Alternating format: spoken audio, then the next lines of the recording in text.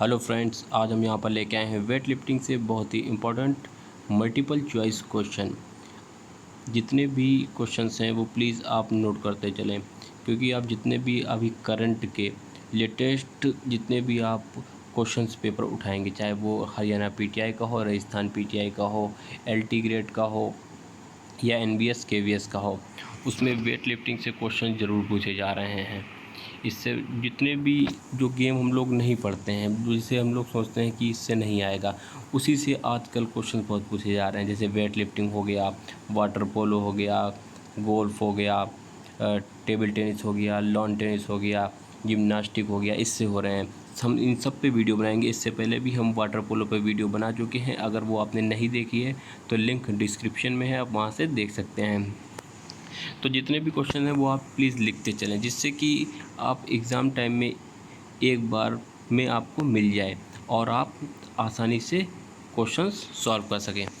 अगर आप चैनल पर नए हैं तो प्लीज़ चैनल को सब्सक्राइब कर दें और बेल आइकन को प्रेस कर दें, जिससे कि आपको हमारी लेटेस्ट वीडियो मिलती रहेगी। अगर आपको वीडियो अच्छी लगे तो प्लीज़ लाइक करें, कमेंट करें, शेयर करें। तो आइए बिना देरी करते चलते हैं क्वेश्चंस और आंसर पर। पहला क्वेश्चन कह रहा है, अंतर्राष्ट्रीय स्तर पर वेट लिफ्टिंग खेल का संचालन कौन करता है? तो इसमें आप ऑप्शन देख रहे हैं, जो इसका सही ऑप्शन है वो है ऑप्शन खा, international weight lifting federation. Next question आप देख रहे हैं, इंटरनेशनल वेट लिफ्टिंग फेडरेशन की स्थापना किस सन में हुई? तो कब हुई थी? वो हुई थी 1905 में, 1905 में। नेक्स्ट है, इंटरनेशनल वेट लिफ्टिंग फेडरेशन का मुख्यालय कहाँ स्थित है? तो कहाँ स्थित है? वह है बुडापेस्ट में, जो कि हंगरी में है। हंगरी देश है, बुडापेस्ट सिटी है। नेक्स्ट है, किस ओलंपिक में भारोत्तोलन को सम्मिलित किया गया? तो कब सम्मिलित किया गया? तो जब से ओलंपिक स्टार्ट हुआ है तब से सम्मिलित किया गया। लेकिन जो दूसरा ओलंपिक हुआ था 1900 में, उसमें सम्मिलित नहीं हुआ था। उसके बाद से सारे ओलंपिक में सम्मिलित है। जब पहला ओलंपिक हुआ था तो उसमें सम्मिलित था, फिर सेकंड हुआ था उसमें नहीं था, लेकिन और जितने भी ओलंपिक हुए उनमें सारों में सम्मिलित है। नेक्स्ट है, भारोत्तोलन खेल में एक भारोत्तोलक कितने प्रकार की लिफ्ट करता है? तो कितने प्रकार की करता है? ऑप्शन आप देख रहे हैं, तो वो करता है ऑप्शन खा, स्नैच एंड क्लीन जर्क। ये ऑप्शन खा सही है। नेक्स्ट क्वेश्चन है, अगर कोई भारोत्तोलक भार को दोनों हाथों से अपने सिर के ऊपर उठा के खड़ा हो जाए और रेफरी के इशारे पर उसे पुनः प्लेटफॉर्म पर रख दे तो क्या कहलाता है? तो वो जो है कहलाता है आपका स्नैच। इस यहाँ पर थोड़ा आप जान लें, स्नैच का जो प्रदर्शन है स्नैच का प्रदर्शन करने के लिए भारोत्तोलक बारबेल के पीछे खड़ा होता है। दोनों हाथों से हथेली नीचे की तरफ करके बारबेल को पकड़ता है। उस दौरान दोनों घुटने मुड़े होते हैं। भारोत्तोलक इस प्रारंभिक स्थिति से बारबेल को उठाकर सिर के ऊपर लेकर जाता है। दोनों हाथों व पैर पूरी तरह सीधे होने चाहिए। जो शरीर के पंजे होते हैं, पैरों के जो तलवे होते हैं, को छोड़कर अन्य कोई भाग प्लेटफार्म को नहीं छूना चाहिए, नहीं तो वो नहीं माना जाएगा।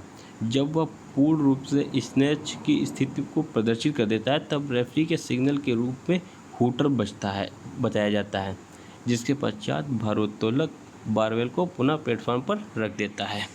नेक्स्ट क्वेश्चन है, एक भारोत्तोलक बारबेल को उठाकर अपने दोनों कंधों की सिधाई तक लाकर सीधे खड़ा होता है। इस स्थिति को क्या कहते हैं?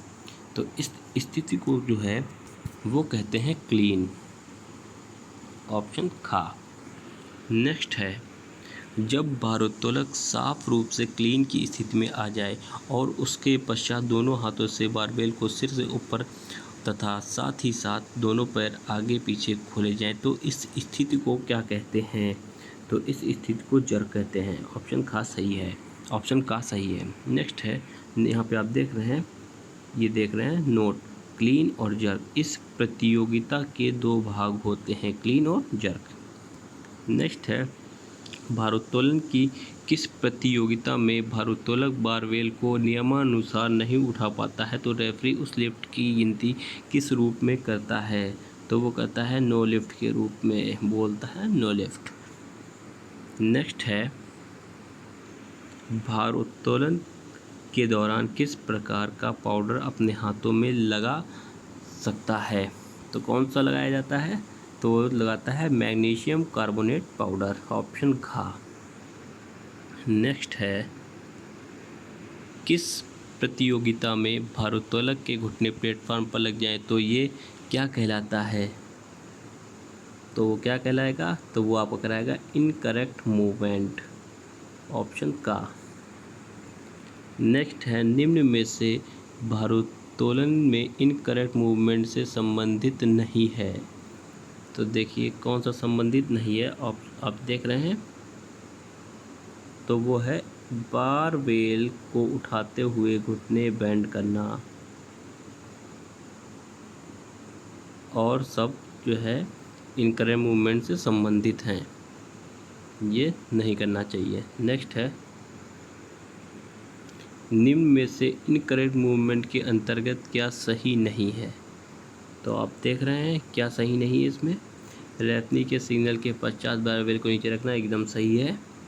बारबेल मतलब ये बारबेल को दोनों हाथों से ऊपर ले जाते समय बीच में रुकना, और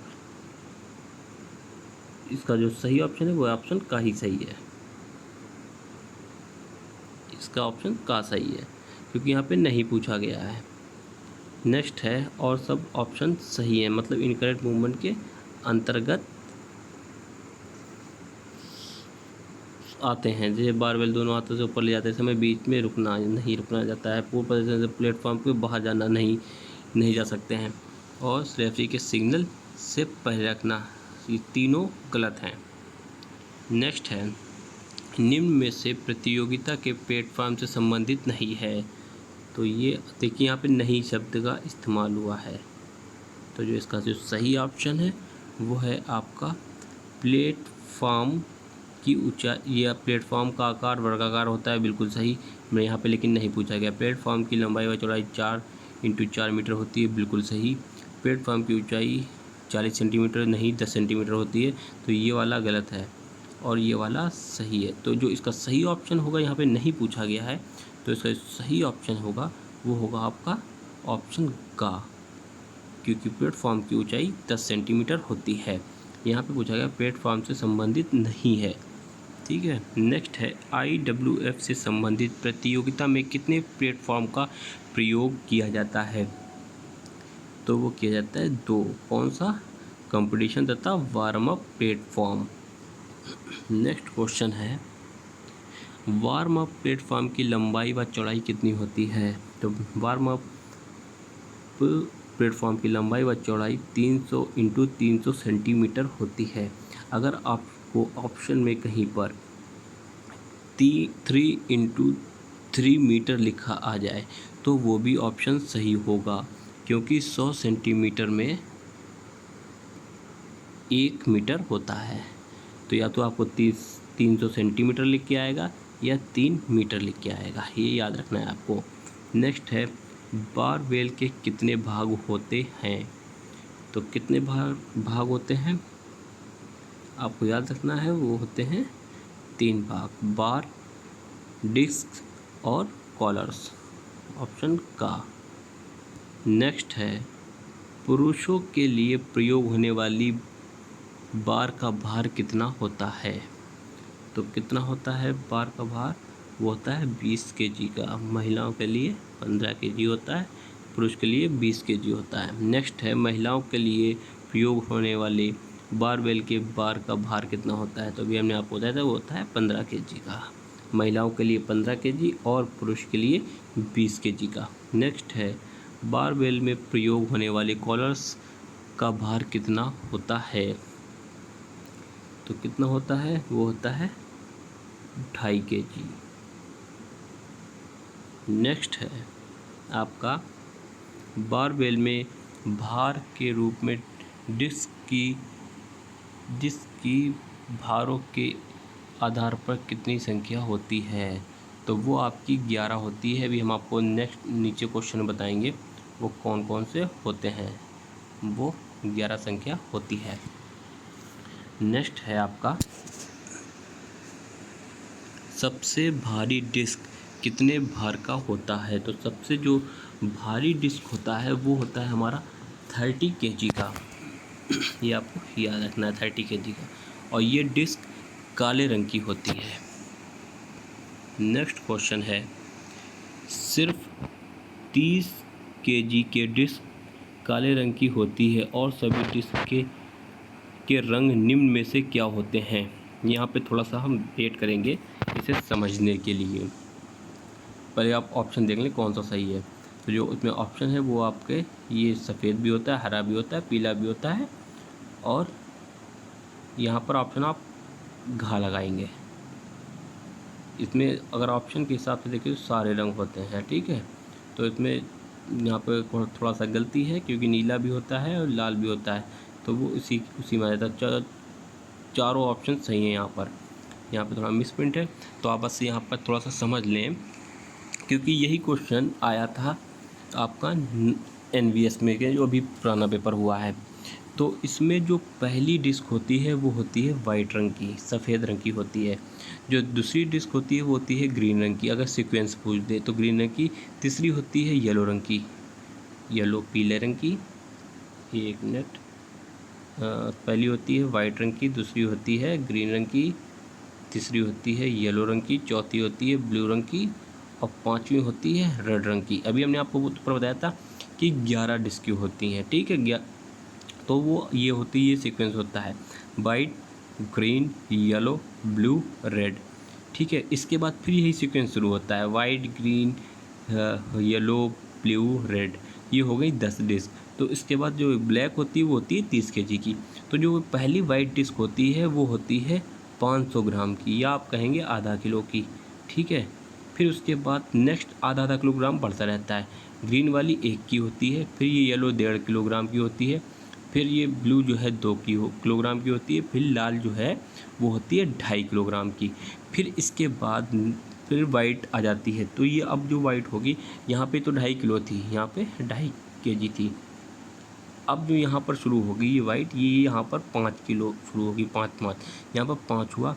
फिर यहाँ पे ये 10, ग्रीन 10 हो जाएगी, फिर येलो जो है 15 हो जाएगी, फिर जो है आपकी ब्लू 20 हो जाएगी, फिर लाल 25 हो जाएगी, और फिर ब्लैक 30 किलोग्राम की होती है। तो इस हिसाब से 11 डिस्क पूरी होती हैं। नेक्स्ट क्वेश्चन देखते हैं, पुरुषों के लिए कितने भार वर्ग होते हैं? तो पुरुषों के लिए जो भार वर्ग होते हैं वो 8 भार वर्ग होते हैं। वो आप चाहे तो लिख लें। पहले जो भार वर्ग होते हैं, एक होता है 56 किलोग्राम का, दूसरा होता है 62 किलोग्राम का, तीसरा होता है 69 किलोग्राम का, चौथा होता है 77 किलोग्राम का, फिर होता है 85 किलोग्राम का, फिर होता है 94 किलोग्राम का, फिर होता है 105 किलोग्राम का, फिर होता है 105 प्लस, जिसे जो है बोला जाता है हैवी वेट, ठीक है, सुपर हैवी वेट। ये आपको याद रखना है। ये 8 तरीके का होता है, 56, 62, 69, 77, 85, 94, 105 और 105 प्लस। ये मेल के लिए होता है, पुरुषों के लिए। अब महिलाओं के लिए क्या होता है ये भी आप लिख लीजिए। महिलाओं में जो है 7 वर्ग होते हैं।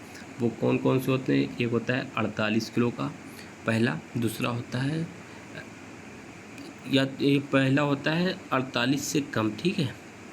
जैसे ऊपर भी हम यहाँ पर 56 से कम या 56 तक की, 56 के ही अंतर्गत आ जाएगा 48। फिर होता है 53 किलोग्राम, फिर होता है 58 किलोग्राम, फिर होता है 63 किलोग्राम, फिर होता है 69 किलोग्राम, फिर होता है 75 किलोग्राम, और ये हो गया आपके 6, और 7वां होता है 75 प्लस। जो 75 प्लस से हो जाता है उसे कहते हैं सुपर हैवी वेट, ठीक है। ये 7 जो होते हैं महिलाओं में होते हैं, और 8 भार वर्ग पुरुषों में होते हैं। नेक्स्ट क्वेश्चन देखते हैं, पुरुषों के लिए सबसे कम भार वर्ग कौन सा होता है? तो अभी देखिए हमने आपको बताया था पुरुषों के लिए सबसे कम भार वर्ग कौन सा होता है, तो 56 किलोग्राम से स्टार्ट होता है। ऑप्शन खा सही है इसका।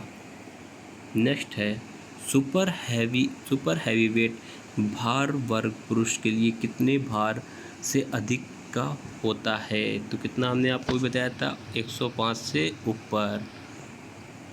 नेक्स्ट है आपका, प्लीज़ सब आप नोट करते चलें, ये बहुत इंपॉर्टेंट क्वेश्चन है। महिलाओं के लिए कितने भार वर्ग होते हैं, कितने हमने आपको बताए थे 7। एक बार फिर से आप लिख लें 7। कौन कौन से होते हैं, 48 kilogram, 53 kilogram, 58 kilogram, 63 kilogram, 69 kilogram, 75 kilogram और 75 से ज़्यादा। महिलाओं के लिए सबसे कम भार वर्ग कौन सा होता है, तो अभी हमने आपको बताया कितना होता है, वो है 48 किलोग्राम। ऑप्शन का सही है। नेक्स्ट है सुपर हैवी वेट भार वर्ग महिलाओं के लिए कितने भार से अधिक होता है, तो कितना हमने आपको बताया था 75 से अधिक, 75 से ज़्यादा। तो ये ऑप्शन घ होगा सही। नेक्स्ट क्वेश्चन देखते हैं। भार उत्तोलन की प्रतियोगिता के लिए कितने रेफरी होते हैं, तो कितने रेफरी होते हैं, 3 रेफरी होते हैं। नेक्स्ट है रेफरी के लाइट सिस्टम में सफ़ेद बटन किसको इंगित करता है, तो किसको करता है, वो करता है गुड लिफ्ट को। अगर वो सफ़ेद बटन दबाते हैं तो गुड लिफ्ट होता है। नेक्स्ट है रेफरी के लाइट सिस्टम में लाल बटन किसको इंगित करता है, अगर वो लाल बटन दबाएगा तो किसको इंगित करेगा, नो लिफ्ट को, कि उसने कुछ गलती की है, तो वो नहीं मानी जाएगी। नेक्स्ट है उद्घोषणा खोदने से कितने अवधि के अंदर या अंतर्गत भारोत्तोलक को बारबेल को प्लेटफॉर्म से उठा लेना चाहिए, तो कितने समय के अंदर उठाना चाहिए, तो वो उठाना चाहिए आपका 1 मिनट के अंदर, जब उसका नाम पुकारा जाए। नेक्स्ट है गुड लिफ्ट कब मानी जाती है, ऑप्शन आप देख रहे हैं, गुड लिफ्ट कब मानी जाती है, जब तीनों रेफरी सफ़ेद बटन दबाते हैं। नेक्स्ट है आपका भारोत्तोलक को डाउन कौन बोलता है, तो डाउन कौन बोलता है, वो बोलता है चीफ रेफरी। नेक्स्ट है अगर दो रेफरी सफ़ेद बटन तथा एक रेफरी लाल बटन दबाते हैं तो निम्न में से क्या बोला जाएगा, तो क्या बोला जाएगा, वो बोला जाएगा लिफ्ट इज़ पास, मतलब मान लिया जाएगा लिफ्ट इज़ पास। नेक्स्ट है अगर दो रेफरी लाल बटन तथा एक रेफरी सफ़ेद बटन दबाता है तो निम्न में से क्या बोला जाएगा, तो निम्न में से बोला जाएगा लिफ्ट इज़ फेल, कि लिफ्ट नहीं मानी जाएगी। ठीक है। नेक्स्ट है एक भारोत्तोलक को स्नैच की स्थिति में आने के पश्चात कितनी अवधि तक खड़ा रहना या अपनी स्थिति को प्रदर्शित करना होता है, ऑप्शन आप देख रहे हैं, तो कौन सा ऑप्शन सही है, वो है आपका, यहाँ पे थोड़ा सा गड़बड़ है, वो है 4 सेकंड, 4 सेकंड होगा यहाँ पर, नहीं सॉरी, यहाँ पे ऑप्शन आपका घ होगा, कोई समय नहीं, रेफरी के विवेक को, जब रेफरी, यहाँ पे ऑप्शन हम देख नहीं पाए, वाला भी ऑप्शन है, जब रेफरी को लगेगा फ़ौरन वो बोल देता है। ठीक है। नेक्स्ट है आपका एक भारोत्तोलक को किसी एक भार के लिए कितने प्रयास मिलते हैं, तो कितने प्रयास मिलते हैं, 3 प्रयास मिलते हैं। नेक्स्ट है अगर दो रेफरी सफ़ेद या लाल बटन दबा दें, अगर दो रेफरी सफ़ेद या लाल बटन दबा दें और निर्णय डाउन का दे दिया हो तो तीसरे रेफरी अपना निर्णय कैसे देता है, तो तीसरा जो रेफरी है वो अपना निर्णय मुंह से बोल कर देता है। नेक्स्ट है आपका कितने रेफरी के निर्णय पर अंतिम निर्णय लिया जाता है? तो कितने पे लिया जाता है? वो लिया जाता है आपका 3 रेफरी पे। ऑप्शन खा सही है। नेक्स्ट है, तीनों रेफरी के निर्णय लेने के पश्चात कितनी अवधि के अंदर फाइनल निर्णय दर्शाया जाना चाहिए? तो 3 सेकंड के अंदर दर्शाना चाहिए। नेक्स्ट है आपका, अंतिम निर्णय से संबंधित लाइट कितने समय तक जलती रहनी चाहिए? तो कितनी समय तक जलती रहनी चाहिए? तो वो जलती रहनी चाहिए 3 सेकंड तक। नेक्स्ट है, तीनों रेफरी में से अगर कोई एक रेफरी अपना निर्णय बदलना चाहता है तो उसे कितना समय मिलता है? तो उसे मिलता है 3 सेकंड। नेक्स्ट है, अगर निर्णय बदलने वाले रेफरी के 3 सेकंड भी समाप्त हो जाएं तो वह रेफरी अपने निर्णय को बदलने के लिए क्या इशारा करता है? तो वो क्या करता है? वो छोटा झंडा उठाता है। ऑप्शन गा। नेक्स्ट है, अगर किसी एक भार पर टाई पड़ जाए तो निर्णय किस आधार पर लिया जाता है? तो अगर टाई पड़ जाए तो किस आधार पर लिया जाता है? तो वो लिया जाता है कम शारीरिक भार वाले को विजयी घोषित किया जाता है, जिसका वजन कम होता है। ऑप्शन खा सही है। नेक्स्ट है आपका, अगर किसी 2 खिलाड़ियों में टाई पड़ गई हो तो इसके निर्णय से संबंधित क्या सही है? तो क्या सही होगा? जिसका शारीरिक भार कम होता है वही विजय होता है। नेक्स्ट है, वर्तमान IWF नियमानुसार पुरुष व महिला के विभिन्न भार वर्गों को क्या नाम दिया गया? तो क्या नाम दिया गया है? इसमें आप ऑप्शन देख रहे हैं। कोई नाम नहीं दिया गया है।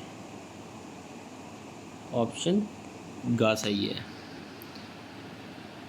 नेक्स्ट है, वेट लिफ्टिंग प्रतियोगिता में पोजीशन का निर्णय किस आधार पर लिया जाता है? तो किस आधार पर लिया जाता है? ऑप्शन आप देख रहे हैं।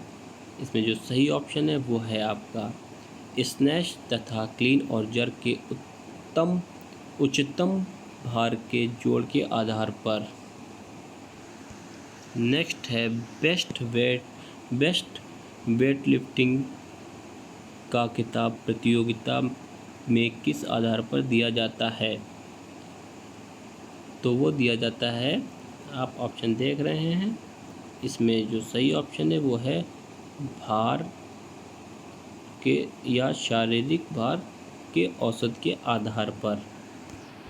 नेक्स्ट है, रॉड बार पर जो खुरदरी जगह होती है जहाँ से भारोत्तोलक उसे पकड़ता है उसे क्या कहा जाता है? तो उसे जो कहा जाता है वो आपका जो खुरदरी जगह होती है वो कहलाती है आपकी नर्लिंग। नेक्स्ट है, दोनों स्थायी कॉलर के मध्य पुरुष व महिला बार की दूरी कितनी होती है? तो कितनी होती है? वो होती है 1.3131 मीटर। ऑप्शन घा सही है। नेक्स्ट है, पुरुषों के लिए बार की लंबाई कितनी होती है? तो कितनी होती है? तो वो होती है 2.20 मीटर। ऑप्शन खा। नेक्स्ट है, महिलाओं के लिए बार की लंबाई कितनी होती है? तो जो महिलाओं के लिए बार की लंबाई होती है वो होती है 2.02 मीटर।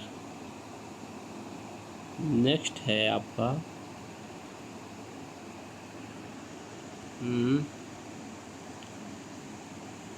पुरुष व महिला के बार का व्यास क्रमशः कितना होता है? तो जो क्रमशः बार का क्रमशः होता है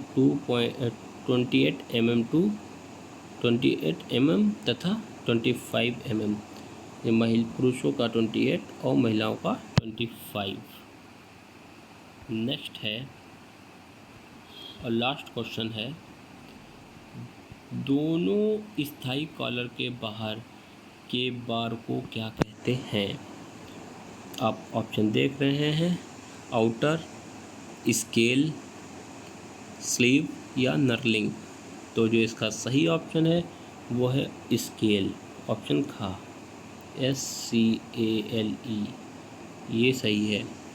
अगर क्वेश्चन एक बार फिर से देख लें, दोनों स्थायी कॉलर के बाहर के बार को क्या कहा जाता है? तो वो स्केल कहा जाता है, ये आपको याद रखना है। ये जितने भी क्वेश्चन है प्लीज़ आप नोट कर लें। अगर वीडियो अच्छी लगी हो तो प्लीज़ लाइक करें, कमेंट करें, शेयर करें। Thank you. लाइक ज़रूर कर दें अगर वीडियो आपको अच्छी लगी हो। Thank you.